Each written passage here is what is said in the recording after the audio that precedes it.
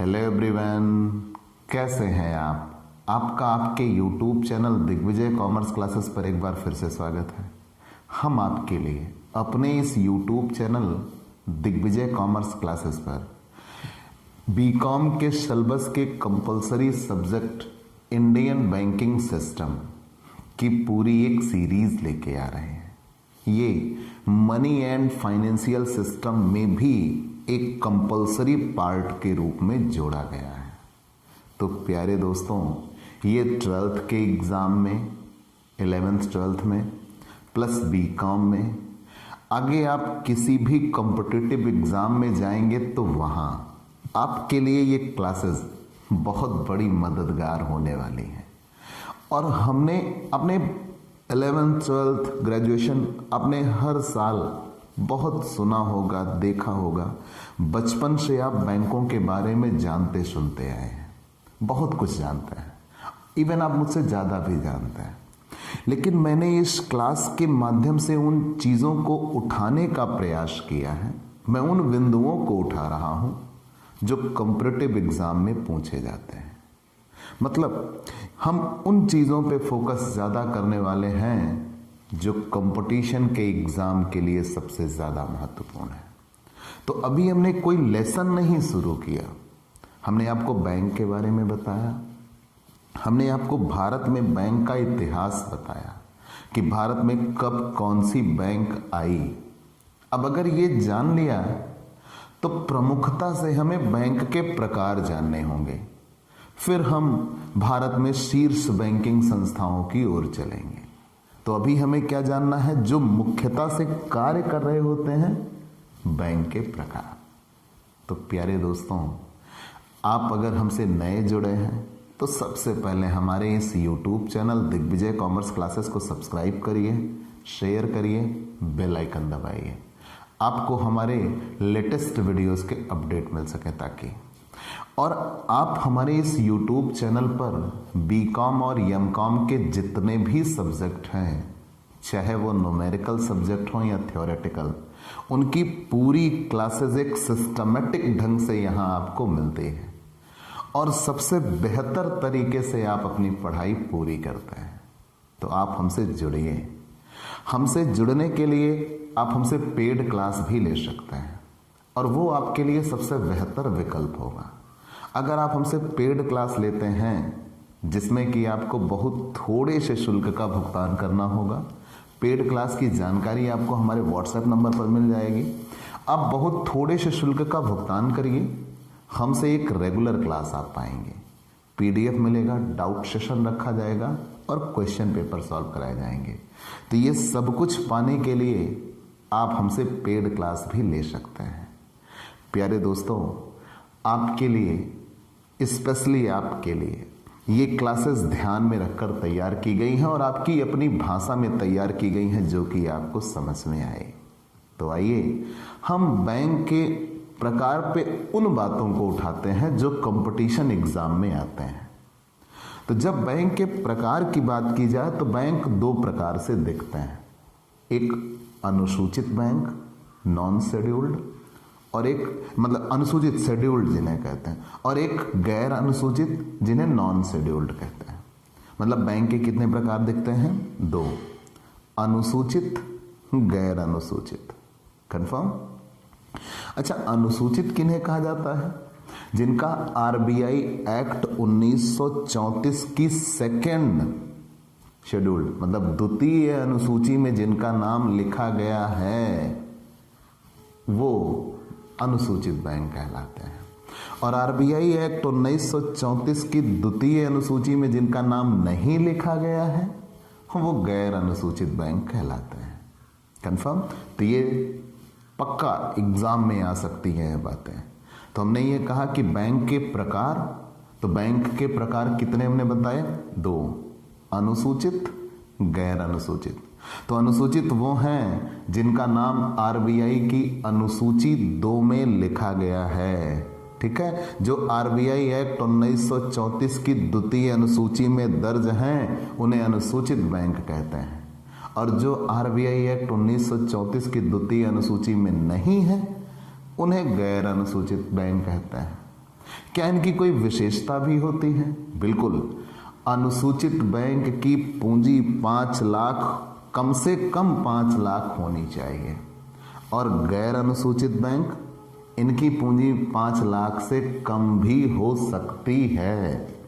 याद रहे तो फिर से ध्यान दे लीजिएगा। अनुसूचित बैंक के बारे में ये कहा जाता है कि इनकी पूंजी कम से कम 5 लाख होनी ही चाहिए, और गैर अनुसूचित बैंक के लिए इनकी पूंजी 5 लाख से कम भी हो सकती है। और जो अनुसूचित बैंक होंगे उन पर आरबीआई का पूर्ण नियंत्रण होता है। आरबीआई का पूर्ण नियंत्रण होता है, क्योंकि वो धारा 42 की उपधारा 6 उन पर लागू होती है। क्वेश्चन बन गया, ये धारा 42 की उपधारा धारा 6 क्या है? धारा 42 की उपधारा 6 क्या है? बना ना क्वेश्चन? बिल्कुल बना, तो जवाब भी आएगा। तो हमने ये कहा, चलिए हम एक तरफ से आते हैं बैंक के प्रकार। बैंक के प्रकार, ठीक है, बैंक के प्रकार। तो बैंक के हमने 2 प्रकार आपको बताए, अनुसूचित, अनुसूचित,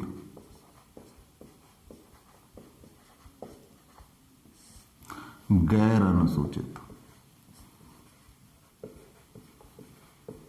अनुसूचित, गैर अनुसूचित, शेड्यूल्ड, नॉन शेड्यूल्ड। हमने 2 प्रकार बता दिया, अनुसूचित, गैर अनुसूचित। अब अनुसूचित के बारे में हमने आपको बताया कि अनुसूचित बैंक वे होते हैं जिनका नाम RBI, reserve bank of India, RBI act 1934, RBI act 1934, ये हमने कल भी बताया था और आपको याद भी रहेगा।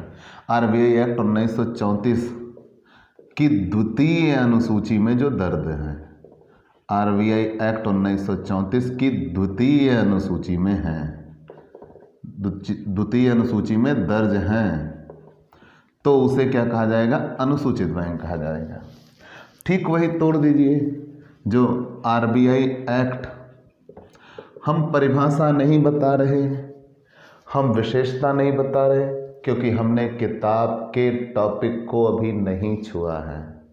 मैंने आपसे बार बार कहा है, मैं अभी उन चीज़ों को उठा रहा हूँ जो कंपटीशन एग्ज़ाम के लिए बहुत ही महत्वपूर्ण है।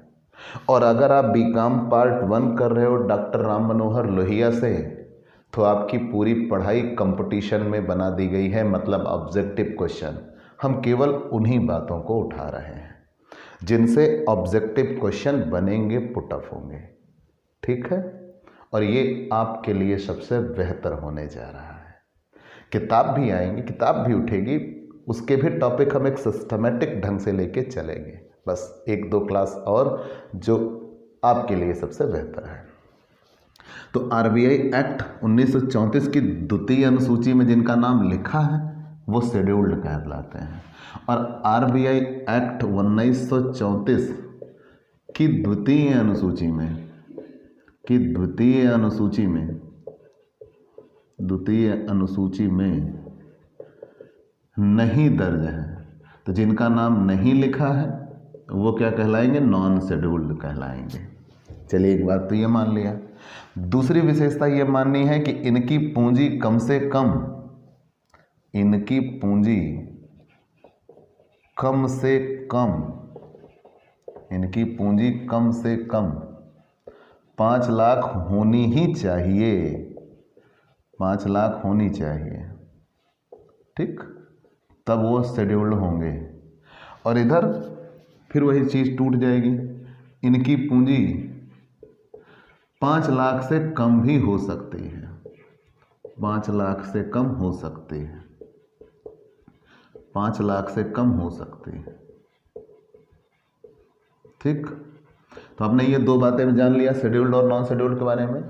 जिनका नाम आरबीआई एक्ट 1934 की द्वितीय अनुसूची में दर्ज है वो अनुसूचित बैंक कहलाएंगे, और जिसका नाम आरबीआई एक्ट 1934 की द्वितीय अनुसूची में नहीं दर्ज है उन्हें गैर अनुसूचित बैंक कहते हैं।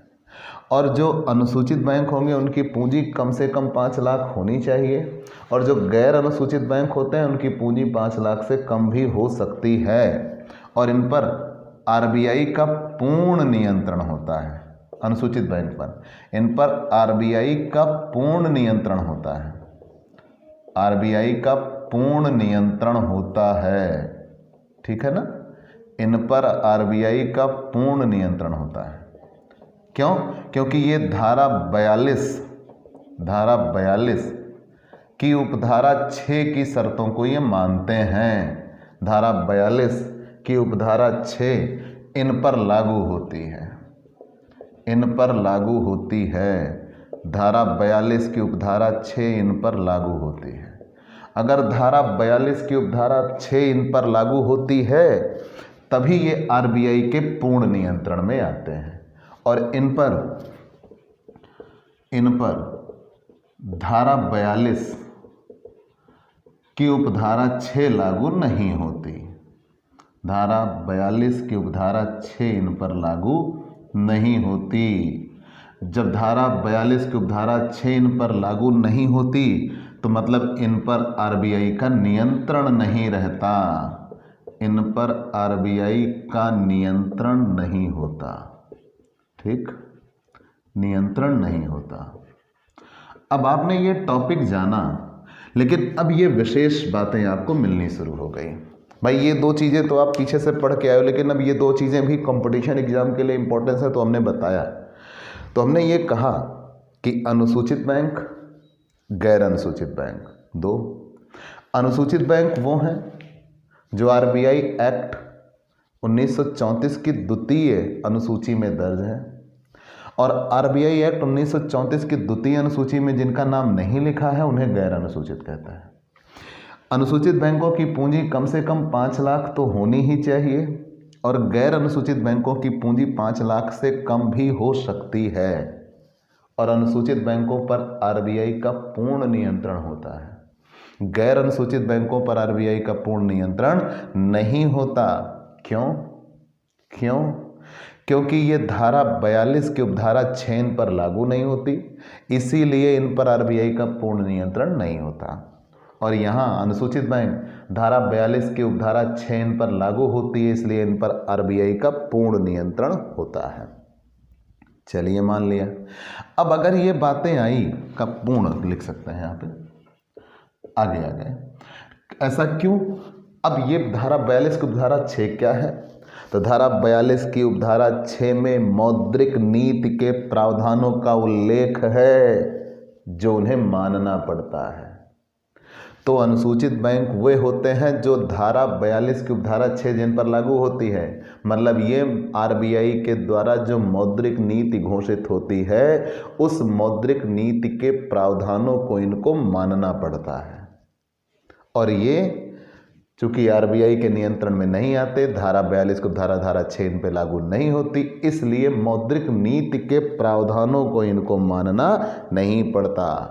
ठीक है, यहाँ तक कहीं कोई दिक्कत? तो धारा 42 की धारा 6 आप जान गए।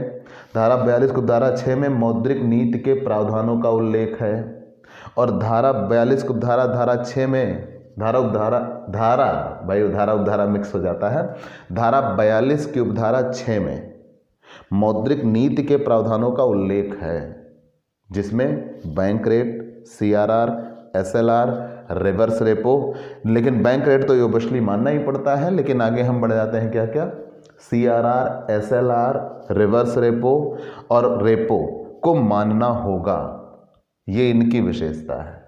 और इनकी विशेषता क्या है कि मौद्रिक नीति के इन प्रावधानों CRR, SLR, repo, reverse repo को मानना नहीं पड़ता। आगे बढ़ जाते हैं। और सार्वजनिक क्षेत्र के, निजी क्षेत्र के और विदेशी क्षेत्र के बैंक भी होते हैं वो अनुसूचित बैंक। सार्वजनिक क्षेत्र के, निजी क्षेत्र के और विदेशी क्षेत्र के अनुसूचित बैंक भी हैं। कंफर्म? चलिए मान लिया, वो अलग बातें हैं। लेकिन कौन कौन से? और इनकी सबसे बड़ी विशेषताएं कुछ और भी हैं। सबसे बड़ी विशेषताएं कुछ और भी हैं। जैसे में क्या कि ये जब आरबीआई एक्ट 1934 की द्वितीय अनुसूची में दर्ज हुए ना, तो इन्हें समाशोधन गृह की सदस्यता प्राप्त हो जाती है। स्वयं ही इन्हें समाशोधन गृह की सदस्यता प्राप्त हो जाती है, लेकिन इन्हें समाशोधन गृह की सदस्यता प्राप्त नहीं होती। कंफर्म? तो शेड्यूल्ड में कौन कौन है और नॉन शेड्यूल्ड में कौन कौन है, हम ये भी जान लें। ये पूरी बातें क्लियर? फिर से जान लीजिए, हम बैंक के प्रकार पे हैं और बैंक के प्रकार में दो, अनुसूचित, गैर अनुसूचित, शेड्यूल्ड, नॉन शेड्यूल्ड। शेड्यूल्ड में आरबीआई एक्ट 1934 की द्वितीय अनुसूची जिन पर लागू होती है वो द्वितीय अनुसूची में दर्ज हैं तो शेड्यूल्ड, और जो आरबीआई एक्ट 1934 की द्वितीय अनुसूची में दर्ज नहीं है नॉन शेड्यूल्ड, और इनकी पूंजी 5 लाख से कम होनी नहीं चाहिए वो शेड्यूल्ड है, और जिनकी पूंजी 5 लाख से कम भी हो सकती है वो नॉन शेड्यूल्ड। और ये शेड्यूल्ड आरबीआई एक्ट मतलब आरबीआई का इन पर फुल्ली कंट्रोल होता है। क्यों? क्योंकि ये धारा 42 को धारा 6 इन पर लागू होती है। और नॉन शेड्यूल्ड इन पर आरबीआई का पूर्ण नियंत्रण नहीं होता, क्योंकि इन पर धारा 42 की उपधारा 6 लागू नहीं होती। और धारा 42 की उपधारा 6 में मौद्रिक नीति के प्रावधानों का जिक्र है, जिसमें CRR, SLR, repo, reverse repo कहा गया है। तो जो CRR, SLR, repo, reverse repo को मानेगा उसे हम अनुसूचित बैंक कहते हैं, और जो नहीं मानेगा उसे हम गैर अनुसूचित बैंक कहते हैं। और सबसे बड़ी बात कि जब ये अनुसूचित बैंक होंगे तो इन्हें स्वयं ही समाशोधन गृह की सदस्यता मिल जाती है, और गैर अनुसूचित बैंकों को समाशोधन गृह की सदस्यता नहीं मिलती। आगे बढ़ जाते हैं, कौन कौन से हैं, कौन कौन से हैं, चलिए ये भी जान लेते हैं। एसबीआई और उनकी सहायक बैंकें अनुसूचित बैंकों में आती हैं। अब याद रखिएगा, ये टॉपिक है, नोटिस करते चलिएगा। एसबीआई और उनकी सहायक बैंकें, अभी आगे आप पढ़ेंगे सिस्टमेटिक ढंग से कि जब स्टेट बैंक ऑफ इंडिया बना 1955 में राष्ट्रीयकरण हुआ, फिर 1960 में उसके 8 सहयोगी आए, फिर उसमें से एक मिल गया जाके बीकानेर और जयपुर आपस में मिल गए, फिर 7 बचे, फिर 5 बचे, अब तो उन 5 का भी विलय हो गया, किसमें? एसबीआई में हो गया। तो मतलब अब तो फिर से अकेले एसबीआई हो गया, फिर सहायक बैंकें कहना उचित नहीं है। लेकिन आप जानते रहिए कि एसबीआई और उसकी सहायक बैंकें, ये सहायक बैंकों का सिस्टम समझ में आया? फिर जब एसबीआई हम टॉपिक उठाएंगे तो उसमें डिटेल में आपको समझाएंगे कि 1955 में इंपीरियल बैंक का राष्ट्रीयकरण करके एसबीआई बनाया गया, स्टेट बैंक ऑफ इंडिया। फिर 1960 में क्रमशः स्टेट बैंक ऑफ इंडिया के 8 जो क्षेत्रीय बैंक थे उस समय के बड़े बड़े, उनको एसबीआई का सहायक बैंक बनाया गया। ठीक है, bank of Mysore, bank of Travancore, Saurashtra, Indore, Patiala, Bikaner, Jaipur, Travancore, तो ये 8 थे। ठीक है, अब इन 8 बैंकों को एसबीआई का सहायक बनाया गया। फिर उसमें से बीकानेर और जयपुर मिल गए, आपस में मिल गए। जब बीकानेर और जयपुर आपस में मिल गए तो 7 बचे, फिर बाद में 5 बचे, और अभी तो वो 5 भी जाके किस में मिल गई? एसबीआई में उनका विलय हो गया। ठीक है, तो आगे बढ़ जाते हैं। तो एसबीआई और उसके सहायक बैंक अनुसूचित बैंक हैं, चलिए भी मान लिया। और जितने नेशनलाइज्ड बैंक हैं, राष्ट्रीयकृत बैंक हैं, वो भी, मतलब आप फुल्ली ये कह सकते हो जितने पब्लिक सेक्टर के बैंक हैं वो अनुसूचित बैंक हैं। ठीक है, क्या क्या कहा मैंने? स्टेट बैंक ऑफ इंडिया और उसके सहायक बैंक, और जितने राष्ट्रीयकृत बैंक हैं वो, मतलब पब्लिक सेक्टर के जितने बैंक हैं वो अनुसूचित बैंक हैं। चलिए मान लिया। और जो फॉरेन बैंक होता है और प्राइवेट बैंक होता है, ठीक है ना, फॉरेन बैंक, विदेशी बैंक, और प्राइवेट बैंक, ये प्राइवेट सेक्टर में आते हैं। फॉरेन बैंक और प्राइवेट बैंक ये फॉरेन सेक्टर प्राइवेट सेक्टर में आते हैं, ये भी अनुसूचित बैंकों में आते हैं। कंफर्म? तो विशेष रूप ध्यान दीजिएगा कि मैंने क्या कहा, एसबीआई और राष्ट्रीयकृत बैंकें जितनी हैं वो अनुसूचित बैंकों में आती हैं, ये पब्लिक सेक्टर के हैं। लेकिन कुछ प्राइवेट सेक्टर के हैं जैसे फॉरेन बैंक और प्राइवेट बैंक, ये भी अनुसूचित बैंकों में आते हैं। और सार्वजनिक क्षेत्र के और निजी क्षेत्र के और विदेशी क्षेत्र के अनुसूचित बैंक होते हैं, तो मैंने इसीलिए भी कहा कि कितने अनुसूचित बैंकों में आते हैं। कुछ पब्लिक सेक्टर के हैं, कुछ प्राइवेट सेक्टर के हैं और कुछ विदेशी सेक्टर के हैं। तो मतलब हम कितने कह सकते हैं? 3। तो पब्लिक सेक्टर में कौन कौन आता है? एसबीआई और उसके सहायक बैंकें और राष्ट्रीयकृत बैंकें। प्राइवेट सेक्टर में कौन कौन आते हैं? आप प्राइवेट बैंकों की बात कर लेते हैं। और विदेशी में तो विदेशी बैंकें आती हैं। तो ये सब अनुसूचित बैंकों में आते हैं। ठीक है, इतना ही जानना आपके लिए काफ़ी है। कोऑपरेटिव बैंक, कोऑपरेटिव बैंक, सहकारी बैंक, म्यूचुअल फंड और अन्य बैंकिंग काम करने वाली संस्थाएं गैर अनुसूचित में आते हैं। कौन कौन? कोऑपरेटिव बैंक, म्यूचुअल फंड और अन्य बैंकिंग कार्य करने वाली संस्थाएं। ठीक है, अन्य बैंकिंग कार्य करने वाली संस्थाएं गैर अनुसूचित में आते हैं। चलिए, ये इतना तो आपने जान लिया। अब हम एक बहुत बड़ा टॉपिक बताते हैं और बहुत छोटे बातों में बताते हैं, और आपके लिए ये बहुत ही ज़्यादा ज़रूरी है, बहुत ही ज़्यादा ज़रूरी है। आप अगर रिटन एग्ज़ाम में हो तो भी, जैसे हमारे बीकॉम 3rd ईयर में इंडियन बैंकिंग सिस्टम सिलेबस में है और वहाँ रिटन एग्ज़ाम होगा, और 1st ईयर में मनी एंड बैंकिंग में इंडियन बैंकिंग सिस्टम है, वहाँ ऑब्जेक्टिव एग्ज़ाम होगा। तो दोनों चीज़ों के लिए बहुत ही इंपॉर्टेंट टॉपिक है बैंकों का राष्ट्रीयकरण। तो हम इस मुद्दे को प्रमुखता से उठाएंगे, लेकिन यहाँ हम ऑब्जेक्टिव बिंदुओं को ध्यान में रखते हुए कुछ विशेष बातें बता रहे हैं जो आपके रिटन एग्जाम के लिए भी बहुत बड़ी हेडिंग बनने के लिए जिम्मेदार होंगे। क्या क्या? बैंकों का राष्ट्रीयकरण आखिर में होता क्या है? भाई, हम बैंकों का राष्ट्रीयकरण करते क्यों हैं? तो जिन बैंकों की स्थापना एक निजी बैंक के तौर पर हो, जिन बैंकों की स्थापना एक निजी बैंक के तौर पर हो परंतु किसी कारणवश सरकार इन्हें अपने अधीन कर ले। फिर से ध्यान दीजिएगा, जिन बैंकों की स्थापना एक निजी बैंक के तौर पर हो लेकिन सरकार इन्हें किन्हीं कारणवश अपने अधीन कर ले और राष्ट्रीयकरण अधीन कर ले, तब उसे राष्ट्रीयकरण कहा जाता है। ठीक है, तो जिन बैंकों की स्थापना निजी बैंक के तौर पर हुई लेकिन किसी कारणवश सरकार ने इनको अपने अंडर में कर लिया, तब उसे ही राष्ट्रीयकरण कहा जाता है। और जो बैंक आरबीआई के नियमों को नहीं मानता, सरकार उन्हें अपने अंडर में लेती है तो राष्ट्रीयकरण करती है। तो मतलब सरकार उनके अंशों में विनियोग करती है। जब उनके अंशों में विनियोग करती है तो जो प्राइवेट सेक्टर की पूंजी लगी रहती है उनके शेयर सरकार खरीद लेती है, उनका भुगतान कर देती है। ठीक है, कौन सी हिस्सेदारी लेती? इक्विटी हिस्सेदारी लेती है, और 50% से ज़्यादा लेगी तभी ऐसा हो पाएगा। तो लेकिन आप जानते रहिएगा कि राष्ट्रीयकरण किसे कहा जाता है कि जिन बैंकों की स्थापना निजी बैंक के तौर पर हो लेकिन किसी कारणवश बाद में सरकार इनको अपने अंडर में ले ले, तब उसे ही बैंकों का राष्ट्रीयकरण कहा जाता है। चलिए, मान लिया, मतलब 50% से अधिक की हिस्सेदारी या भागीदारी या मालिकाना हक किसके पास हो जाता है? भारत सरकार के पास।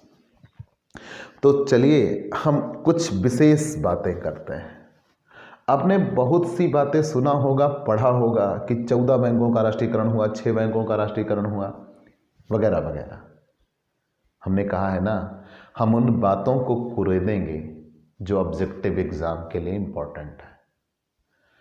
क्या आपने सोचा था कि फॉरेन बैंक भी अनुसूचित बैंक में आते हैं? ईमानदारी से बताइएगा। क्या आपने धारा 42 की उपधारा धारा 6 आपने पढ़ा था? ठीक है, क्या आप जानते थे कि उसमें CRR, SLR और ये रेपो, रिवर्स रेपो का जिक्र होता है?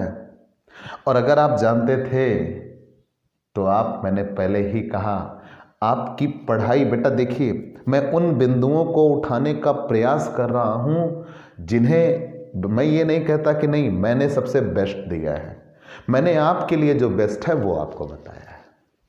ठीक है, और अगर आपने पहले से जाना है तो बहुत अच्छी बात है। तो चलिए हम कुछ राष्ट्रीयकरण की प्रमुख घटनाओं का जिक्र करते हैं। सबसे पहले 19 जुलाई 1969 को 14 बैंकों का राष्ट्रीयकरण हुआ था। कितनी? 19 जुलाई 1969 को 14 बैंकों का राष्ट्रीयकरण हुआ था।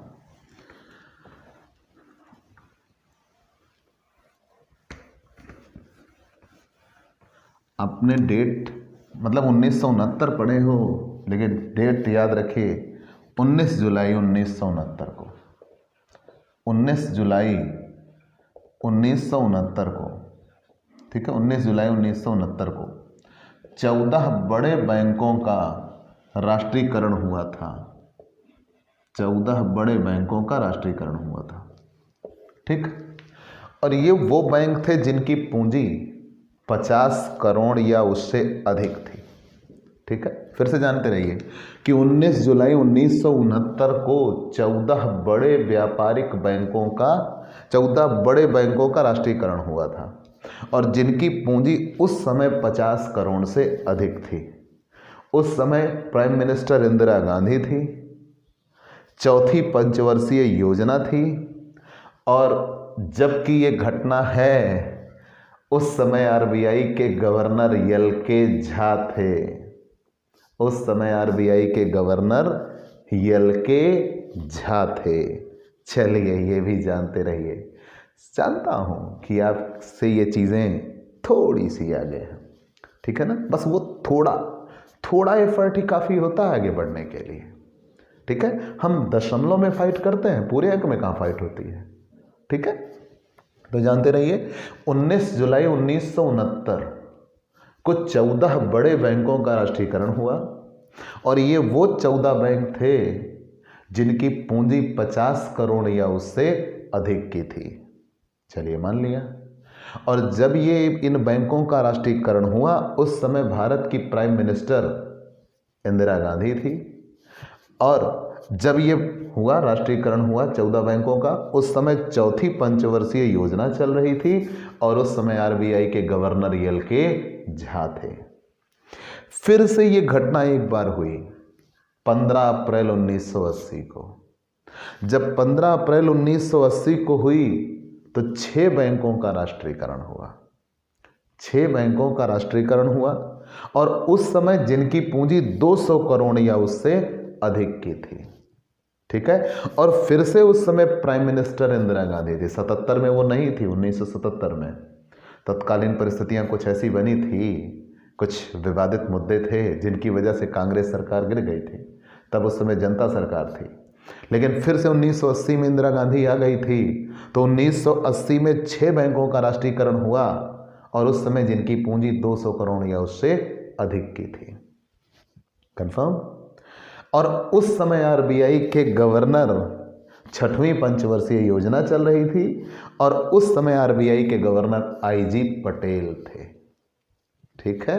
तो जानते रहिएगा, सबसे पहले 19 जुलाई 1969 को 14 बड़े बैंकों का राष्ट्रीयकरण हुआ था और उस समय आरबीआई के गवर्नर कौन थे? एल.के. झा। और चौथी पंचवर्षीय योजना थी, 4th 5-year प्लान, ठीक है ना। फिर जब 15 अप्रैल 1980 को राष्ट्रीयकरण हुआ, 15 अप्रैल 1980 को कितने बैंकों का? 6 बड़े बैंकों का राष्ट्रीयकरण फिर से हुआ और तब इनकी पूंजी पहले जब हुआ था तो 50 करोड़ से अधिक थी और दूसरी बार जिनका राष्ट्रीयकरण हुआ उनकी पूंजी कितने से अधिक थी? 200 करोड़ से अधिक थी, उनका राष्ट्रीयकरण हुआ और उस समय 6वीं पंचवर्षीय योजना चल रही थी, ठीक है। और उस समय आरबीआई के गवर्नर आई.जी. पटेल थे और दोनों ही दशाओं में, दोनों ही बार प्राइम मिनिस्टर तो इंदिरा गांधी थी, ठीक है। तो 19 जुलाई 1969 को 14 बैंकों का राष्ट्रीयकरण हुआ जिनकी पूंजी 50 करोड़ से अधिक थी। इंदिरा गांधी उस समय प्राइम मिनिस्टर थी और एल.के. झा उस समय के आरबीआई के गवर्नर, चौथी पंचवर्षीय योजना में। 15 अप्रैल 1980 को फिर से राष्ट्रीयकरण हुआ और जब 15 अप्रैल 1980 को राष्ट्रीयकरण हुआ तो 6 बैंकों का राष्ट्रीयकरण हुआ जिनकी पूंजी 200 करोड़ से अधिक थी और उस समय प्राइम मिनिस्टर इंदिरा गांधी थी। उस समय प्राइम मिनिस्टर इंदिरा गांधी ही थी और 6वीं पंचवर्षीय योजना चल रही थी और तब आई.जी. पटेल आरबीआई के गवर्नर थे। चलिए मान लिया, लेकिन वर्तमान में अगर हम एक चार्ट बनाएं, वर्तमान में अगर हम एक चार्ट बनाएं, ये एक बहुत इंपॉर्टेंट मुद्दा है कि जो वर्तमान में एक चार्ट बनाएं और चार्ट बनाने में ये दिखाया जाए कि टोटल नेशनलाइज बैंक भारत में कितने हैं, टोटल नेशनलाइज बैंक भारत में कितने हैं। भैया ये एक बहुत बड़ा मुद्दा है, गिनने में मतलब जितने लोग उतनी बातें। तो हम विकिपीडिया या कह लीजिए उपलब्ध स्रोतों के आधार पर आपके सामने जानकारी लेके आ रहे हैं। तो टोटल नेशनलाइज्ड बैंक भारत में कितने हैं, total nationalised bank, total nationalised bank in India, ठीक है ना, प्रेजेंट की बात हो रही है। कुल राष्ट्रीयकृत बैंक कितने हैं, तो सबसे पहले 14 बैंकों का जब राष्ट्रीयकरण हुआ तो वो, अब आप एक सिस्टमेटिक ढंग से याद रखिएगा, 14 बैंकों का राष्ट्रीयकरण हुआ था कब, 1969 में, 19 जुलाई 1969 में। फिर 6 बड़े बैंकों का और राष्ट्रीयकरण हो गया, कितने, कब, 15 अप्रैल 1980 को। तो टोटल कितने हो गए, 20, ठीक है ना। ये 50 करोड़ से अधिक वाले थे, ठीक है ना, और ये 200 करोड़ से अधिक वाले थे जिनका राष्ट्रीयकरण हुआ था। इनका 1969 में हुआ था और इनका 1980 में हुआ था, जस्ट अभी पीछे आपने पढ़ा।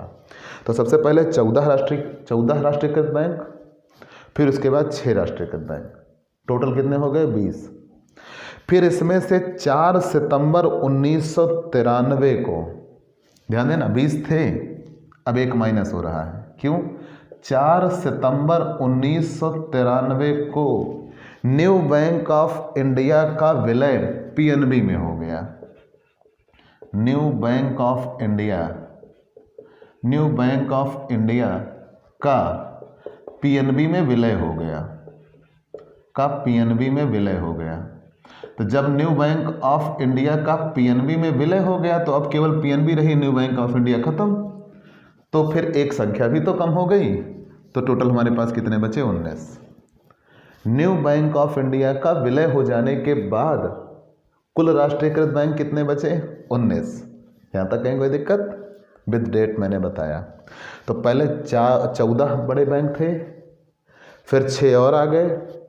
ये तो आपने पीछे विद डेट अभी पढ़ा था कि पहले 19 जुलाई को 14 आए, 19 जुलाई 1969 को, फिर 15 अप्रैल 1980 को 6 आए, तो टोटल हो गए थे 20। लेकिन 4 सितंबर 1993 को न्यू बैंक ऑफ इंडिया का पीएनबी में विलय हो गया। जब न्यू बैंक ऑफ इंडिया का पीएनबी में विलय हो गया तो टोटल कितने बचे, केवल 19, टोटल बचे 19।